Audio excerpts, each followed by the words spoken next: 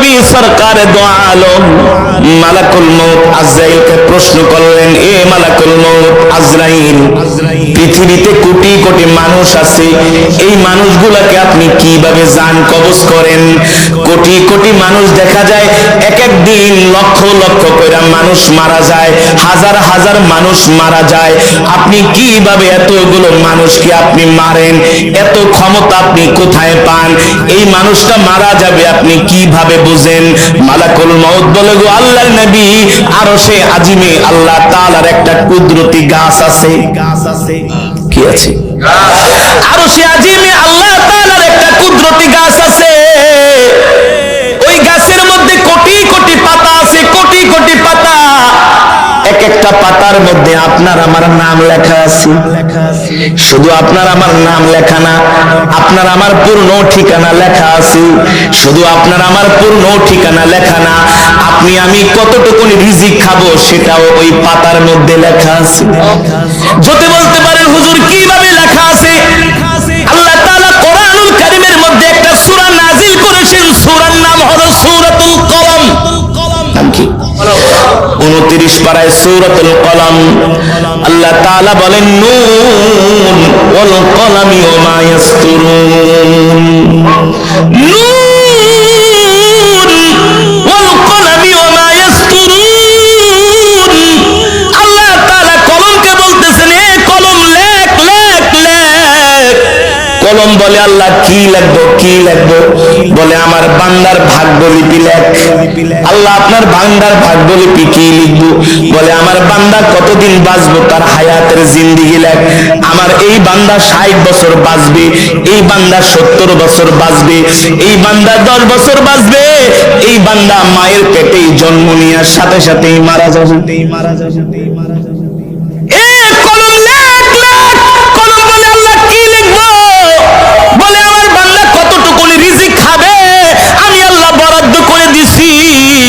আমার বান্দার রিজিকটা তার আমলনামার ভাগ্যলিপির ভিতরে লেখা রাখ। আল্লাহ রাসূল যখন এই কথা বলতে লাগলেন, সাহাবায়ে কেরাম প্রশ্ন করলেন, ওগো আল্লাহর নবী, তাহলে কি আল্লাহ তাআলা আমরা কতদিন বাঁচবো সেটা কি আল্লাহ তাআলা আগেই নির্ধারণ করেছেন? আমরা কতটুকু রিজিক খাবো সেটা কি আল্লাহ তাআলা আগেই নির্ধারণ করেছেন? আল্লাহর নবী বলেন, হ্যাঁ, আল্লাহ কোরআনুল কারীমের মধ্যে বলছেন, ইযা জাআ আজালুহুম লা ইস্তাখিরুনা সাআতাও ওয়া লা ইস্তাকদিমুন। আল্লাহ রাব্বুল আলামিন বলে, এ দুনিয়ার মানুষ, আমি আল্লাহ তোমাদেরকে একটা হায়াতের জিন্দেগি দিয়ে দুনিয়াতে পাঠাইছি।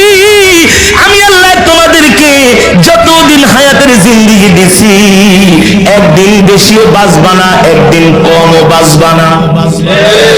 আমি আল্লাহ যতটুকু রিজিক দিয়া তোমাদেরকে দুনিয়াতে পাঠাইছি, সেই রিজিক শেষ না হওয়ার আগে তোমাদের মৃত্যুও হবে না।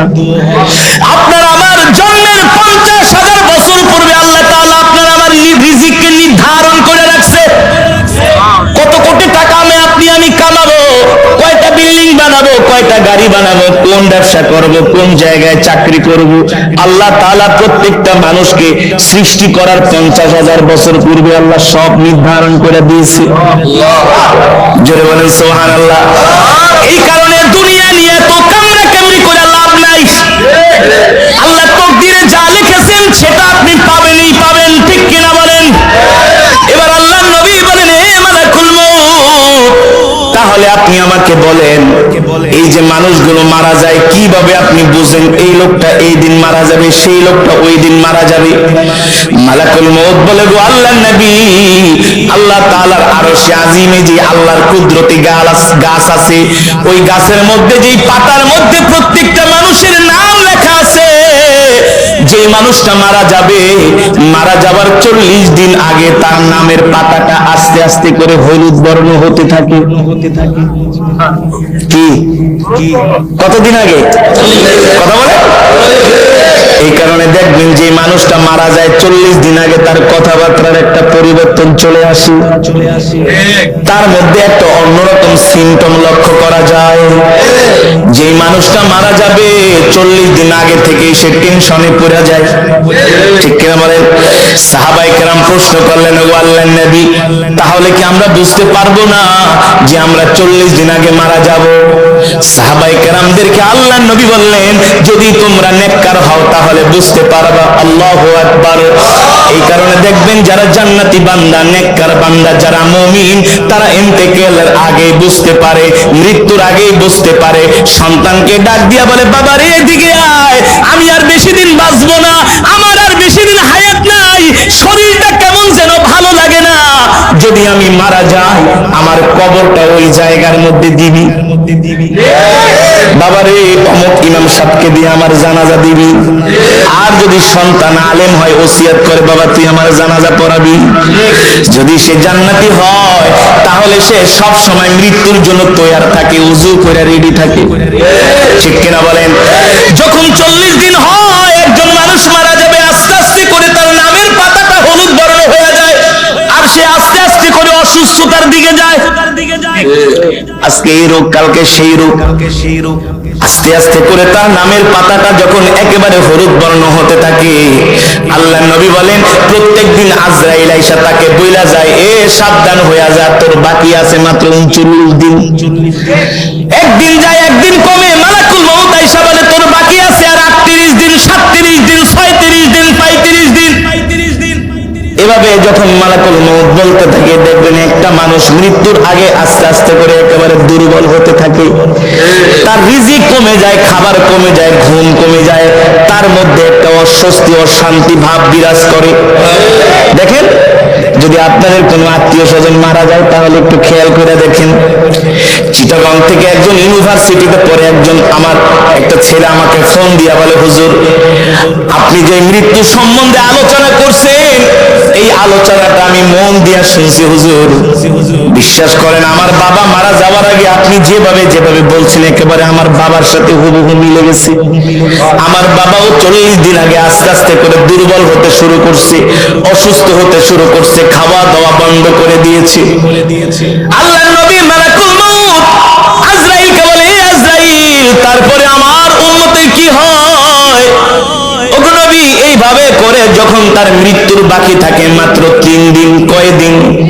সালাসা ইয়াউম। যখন তার মৃত্যুর বাকি থাকে 3 দিন, মালাকুল মউত তার কাছে দৈনিক 3 বার আসে। আয়েশা বলে, এ তোর বাকি আছে আর 3 দিন, 48 ঘন্টা, তুই এখনো তওবা করস নাই। আরে আর 48 ঘন্টা পরে তোর মৃত্যু হয়ে যাবে। যখন বাকি থাকে 2 দিন, মালাকুল মউত আয়েশা বলে, তাড়াতাড়ি করে তওবা কর, সাবধান হয়ে যা। তখনই দেখবেন যেই ব্যক্তিটা মারা যায় সেই ব্যক্তিটা আস্তে আস্তে করে একেবারে খাওয়া দাওয়া ছেড়ে দেয়, আস্তে আস্তে করে একেবারে সেই বিছানায় পড়ে যায়। আল্লাহর নবী বলেন, যারা জান্নাতি নেককার তারা বুঝতে পারে দুনিয়ার জমিন থেকে তারা চলে যাবে। নেককার মানুষেরা মৃত্যুর 40 দিন আগে তারা আরো বেশি করে তাদের নেক আমল বাড়ায়া দেয়। মানুষদেরকে দেখলে ডাক দেয়, ভাই এদিকে আয়, আমাকে ক্ষমা করে দিস। যদি কারো সাথে কোনো লেনদেন থাকে আগেই লেনদেন চুকিয়ে নেয়, আগেই পাওনা দাওনা চুকায় নেয়, ঠিক কিনা বলেন? আত্মীয় স্বজনদেরকে ডাক দিয়া বলে, এ ভাই আমাকে ক্ষমা করে দিও, জানি না কোন দিন মারা যায়, ঠিক কিনা বলেন? আল্লাহর নবী সরকারে দো আলম, ইমামুল আম্বিয়া, সাইয়্যিদুল মুরসালিন, খাতামুন নবীন, আল্লাহর নবী রাহমাতুল লিল আলামিন বলেন, যখন আল্লাহর নবীর ইন্তেকাল হয়ে যাবে, আল্লাহর নবী সরকারে দো আলম আম্মা জান আয়েশাকে ডাক দিলেন, ইয়া আয়েশা তাল, আয়েশা এদিকে আসো, আমার মিসওয়াকটা দাও। আম্মা জান আয়েশা বললেন, ওগো আল্লাহর নবী, আপনার মিসওয়াক কেন দিব? আল্লাহর নবী বলে, আয়েশা একটু পরে আমার ইন্তেকাল হয়ে যাবে, মালাকুল মউত আমার কাছে আসবে, আমি মৃত্যুর জন্য তৈয়ার হচ্ছি। আল্লাহর নবী সুন্দর করে মিসওয়াক করলেন, আল্লাহর নবী সুন্দর করে মিসওয়াক করে শুয়ে পড়লেন।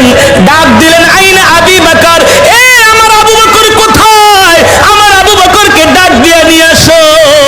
হযরত আবু বকরকে ডাকা হলো। আল্লাহর নবী হযরত আবু বকরের হাত ধরে কান্না করে দিলেন, আবু বকর আমার ইন্তেকাল হয়ে যাবে, একটু পরেই মালাকুল মউত আমার সামনে সে হাজির হবে।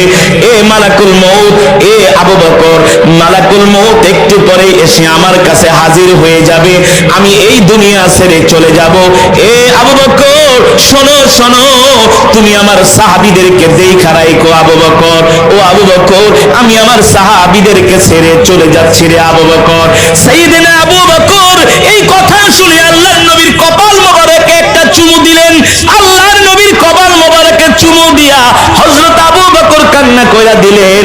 আল্লাহর নবী ডাক দিয়া বলে, আবু বকর কান্না করবেন না, আবু বকর কান্না করবেন না। ও আবু বকর, এই মৃত্যু মুমিনের জন্য কোনো কষ্টের কারণ না, এই মৃত্যু হলো মুমিনের জন্য একটা হাদিয়া। তুহফাতুল মুমিন, মৃত্যুটা হলো মুমিনের জন্য হাদিয়া। কারণ আল্লাহ তাআলার সাথে মুমিনের সাথে সাক্ষাতের দেয়াল হলো মৃত্যু। ঠিক কি বলেন? যখন মৃত্যু হয়ে যায়, রবের সাথে আর তার বান্দার সাথে সাক্ষাতের আর কোনো বাধা থাকে। এই কারণে মুমিনরা মৃত্যুকে ভয় পায় না, আর জাহান্নামীরা মৃত্যুকে ভয় পায়। কেন ভয় পায়? বলে এত কষ্ট করে টাকা পয়সা কামাইলাম, মরে গেলেই তো শেষ। এত সুন্দর বাড়ি, এত সুন্দর গাড়ি, এত সুন্দর নারী, মরে গেলেই তো শেষ। কিন্তু যারা মুমিন তারা মৃত্যুকে ভয় পায় না, কারণ মুমিন ইন্তেকাল করলে তার জন্য আল্লাহ জান্নাত রেডি করে রাখে। ঠিক কিনা বলেন? এবার আল্লাহর নবী সরকারে দো আলম সাহাবায়ে কেরামদেরকে বলেন, ও সাহাবীরা, যখন মালাকুল মউত একজন বান্দার কাছে আসে, আল্লাহ তাআলা মালাকুল মউতকে নির্দেশ দিয়া দেয়, এ মালাকুল মউত, আমার ওই বান্দার জান কবজ করার জন্য তুমি যাইতেছো।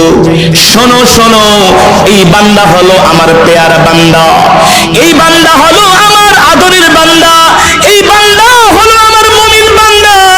আমার বান্দা কখনো দুনিয়াতে আমার সাথে নাফরমানি করে নাই, কোনো গুনাহ করে নাই, নামাজ ছেড়ে দেয় নাই, আমার নবীর সুন্নাত ছেড়ে দেয় নাই, আমার কোনো বিধান ছেড়ে দেয় নাই। এ মালাকুল মউত, আমি আল্লাহ তোমাকে নির্দেশ দিয়া দিলাম, সাবধান সাবধান, আমার মুমিন বান্দার জান যখন কবজ করবা, আমার মুমিন বান্দা যাতে কোনো কষ্ট না পায়। কি না পায়? সাহাবায়ে কেরাম জিজ্ঞেস করলেন, ও আল্লাহর নবী, তাহলে মুমিন বান্দার কিভাবে জান কবজ করা হবে? আল্লাহর নবী বলেন, যখন মুমিন বান্দার জান কবজ করা হয়, আল্লাহ তাআলা মালাকুল মউত আজরাইলকে ডাক দিয়া বলে, জান্নাতে যাও, জান্নাত থেকে একটা সাদা শুভ্র রুমাল নিয়ে যাও। কি নিয়া? জান্নাত থেকে একটা সাদা শুভ্র রুমাল নিয়ে যাও। আর জান্নাতের মধ্যে একটা খুশবু আছে, সেই খুশবুর নাম হলো রাইয়ান। কি নাম? সেই খুশবুর নাম হলো রাইয়ান। আল্লাহ তাআলা মালাকুল মউতকে বলে, এ মালাকুল মউত, সাবধান সাবধান, আমার বান্দাকে কোনো কষ্ট দিবে না, আমার বান্দার জান কবজ করার সময় আমার বান্দাকে কোনো রকম কষ্ট দেওয়া যাবে না। এ মালাকুল মউত, আমার বান্দার জানটা এমন ভাবে কবজ করবা যেন আমার বান্দা মনে করে তার মায়ের স্তনের দুধ পান করতে করতে ঘুমিয়ে যাচ্ছে। একটা শিশু যখন তার মায়ের স্তনের দুধ পান করে, তখন সে দুধ পান করতে করতে মনের অজান্তেই ঘুমায়া যায়। ঠিক কিনা বলেন? যখন মালাকুল মউত জান্নাত থেকে একটা সাদা শুভ্র রুমাল নিয়ে আসে, জান্নাত থেকে একটা খুশবু নিয়ে আসে রাইয়ান, এই খুশবুটা এনে রুমালের মধ্যে লাগায় দেয়। আর যে নেককার বান্দা, আল্লাহওয়ালা বান্দা, তার নাকের কাছে সাদা শুভ্র রুমালটা ধরে, আর যখন সে জান্নাতের খুশবুর ঘেরান পায় আর সহ্য করতে পারে না। কি করে? টান দেয়, আস্তে করে জান্নাতের খুশবুর ঘেরান পায়, একটা টান মারে। আল্লাহু আকবার, জোরে বলেন আল্লাহু আকবার। যখন আতর লাগান তখন কি করেন? দেখবেন সুগন্ধি, ভালো সুগন্ধি হলে নাকের ভিতরে লাগাইলে ঘেরানি মনে হয় ঘুমাইসা পড়ে, কেমন যেন একটা ভাব হয়। সুবহানাল্লাহ। আর এগুলা তো রাসূলের হাদিস রে ভাই, বানায়াতে বলছি না, রাসূলের হাদিস। দুনিয়ার যত মানুষ আছে সবাই সুগন্ধির পাগল, সবাই সুগন্ধিকে পছন্দ করে। নাকের মধ্যে সুগন্ধি লাগাইলে কেমন যেন একটা ঘুমের ভাব চলে আসে, কেমন যেন শরীরের মধ্যে একটা আরাম আয়েশ চলে আসে, ঠিক কিনা বলেন? আল্লাহ তাআলা বলে, এ মালাকুল মউত, আমার বান্দার জান কবজ করবা যাতে আমার বান্দা কোনো কষ্ট না পায়। আরশের মালিক আপনি বইলা দেন, আমি আপনার জান্নাতি বান্দার কিভাবে জান কবজ করব? জান্নাত থেকে খুশবু নিয়ে যাও, জান্নাত থেকে খুশবু নিয়ে যাও। এই খুশবুটা সাদা রুমালের সাথে লাগায়া আমার বান্দার নাকের মধ্যে ধরবা, কারণ আমার বান্দা দুনিয়াতে অনেক কষ্ট করছে। মৃত্যুর সময় আমি আল্লাহ আমার বান্দাটাকে কষ্ট দিতে পারবো না। আল্লাহু আকবার। আমার বান্দা ঠান্ডা পানি দিয়ে ওযু করে ফজরের নামাজ পড়ছে, দুনিয়ার সব মানুষ ঘুমায়া ছিল, আমার বান্দা ঠান্ডা পানি দিয়া ওযু করে তাহাজ্জুদের নামাজ পড়ছে। আমার বান্দা মসজিদের কোনায় বৈশা বৈশা জিকির করছে, আমার বান্দা মসজিদের কোনায় বৈশা কোরআন তেলাওয়াত করছে। আমার বান্দা দুনিয়াতে কোনো আদনা থেকে আদনা গুনাহ করে নাই, এমন কোন কাজ করে নাই আমি আল্লাহ খুশি হব, আমি আল্লাহ রাগ করব, বেজার হব। এ মালাকুল মউত, শোন, আমার বন্ধু, আমার পেয়ারা বান্দা এখন ইন্তেকাল করবে, আমার সাথে সাক্ষাৎ করবে। আমি চাই না সাক্ষাতের সময় আমার বান্দা কোনো কষ্ট পাক, ঠিক কিনা বলে? আপনার বাড়িতে, আমার বাড়িতে যদি কোনো মেহমান আসে কি করি? শুধু আপ্যায়ন না, মেহমানের হাত ধরে আস্তে করে নিয়ে আসি। কথা বলেন। যদি কোনো উঁচু নিচু জায়গা থাকে, মেহমানকে বলি আপনার হাতটা আমাকে দেন যাতে আপনার শরীরে চোট না লাগে। মেহমান কিন্তু আপনার চাইতেও আরো বেশি শক্তিশালী, তারপরও মেহমানকে সম্মান। সুবহানাল্লাহ। করি কি করি না? মেহমানের সাথে নরম ভাষায় কথা বলি, ঠিক কিনা বলে? সালামু আলাইকুম, কেমন আছেন বিআই সাহেব? কোমল ভাষায়, নরম ভাষায় বিআইয়ের সাথে কথা বলি, কারণ বিআই আমার মেহমান। অনেকদিন পরে বিআইয়ের বাড়িতে আসছে, কোনো কষ্ট দেওয়া যাবে না, ঠিক কিনা বলেন? বিয়ার জন্য অনেক আইটেমের খাবার রান্না করা হয়। ও যুবক ও মুসলমান, আমি আপনাদেরকে কিভাবে বুঝাবো? যারা দুনিয়ার জমিনে আল্লাহর গোলামি করে তারা হলো আল্লাহর মেহমান। আল্লাহু আকবার। তারা হলো আল্লাহর মেহমান। আল্লাহ তাদেরকে কোনো কষ্ট দিতে পারে না, ঠিক কিনা বলেন? এই কারণে মালাকুল মউতকে বলে দেয়, সাবধান, আমার মেহমানকে ন্যূনতম কোনো কষ্ট দেওয়া, আমার মেহমানের রূহটা সম্মানের সাথে বের করে আমার কাছে নিয়ে আসবা। সুবহানাল্লাহ। আরো জোরে বলেন সুবহানাল্লাহ। এবার মালাকুল মউত জান্নাতি বান্দার কাছে আয়েশা বলে, ইয়া আইয়াতুহান নাফসুল মুতমাইন্না, ইয়া আইয়াতুহান নাফসুল মুতমাইন্না, ইরজিই ইলা রাব্বিকি রাদিয়াতাম মারদিয়া ফাদখুলি